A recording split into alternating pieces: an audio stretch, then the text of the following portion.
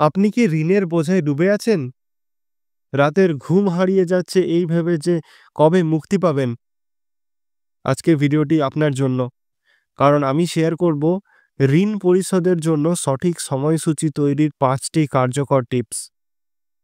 আর যদি আপনি মনে করেন যে এইভাবে চললে কখনোই মুক্তি মিলবে না, তবে ভিডিওটি দেখুন। কারণ শেষেই আপনাকে জানাবো কিভাবে মাত্র ৳৫,০০০ ইনভেস্ট করে ৳১,০০,০০,০০০ জমানো সম্ভব।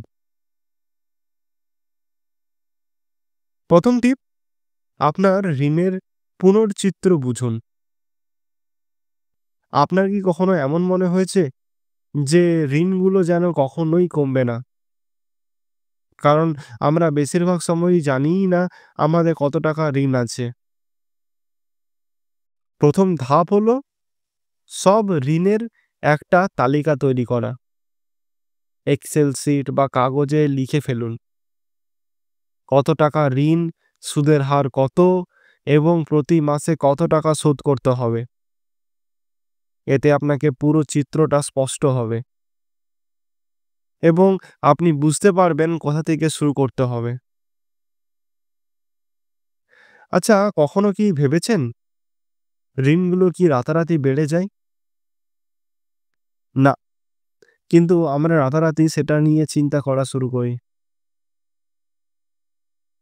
২ নম্বর টিপ হচ্ছে প্রাধান্য নির্ধারণ করুন। কখনো কি মনে হয়েছে কোন ঋণটা আগে শোধ করবেন এবং কোনটা পরে? হয়তো একটা ক্রেডিট কার্ডের বিল বাকি, আরেকদিকে একটা ব্যক্তিগত ঋণ।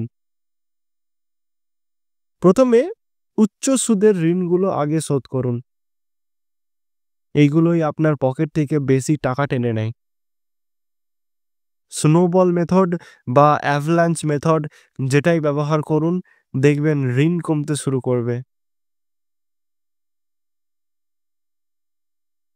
৩ নম্বর টিপটি হলো বাস্তবসম্মত বাজেট তৈরি করুন।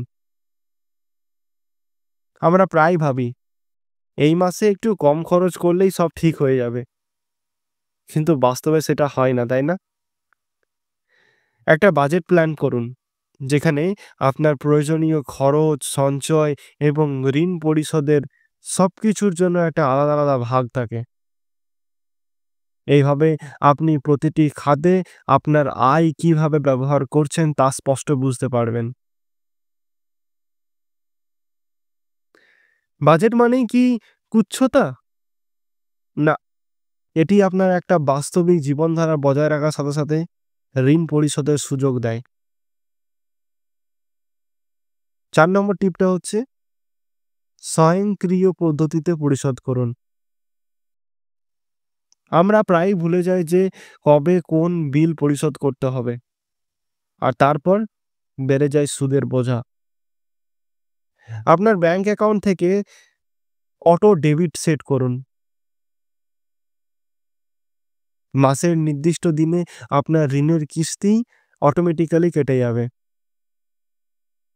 এতে আপনার সময় মতো সব পরিশোধও করতে পারবেন এবং দেরি করার ঝামেলা থেকেও মুক্তি পাবেন। ৫ নম্বর টিপ হচ্ছে সাইড ইনকাম তৈরির চেষ্টা করুন।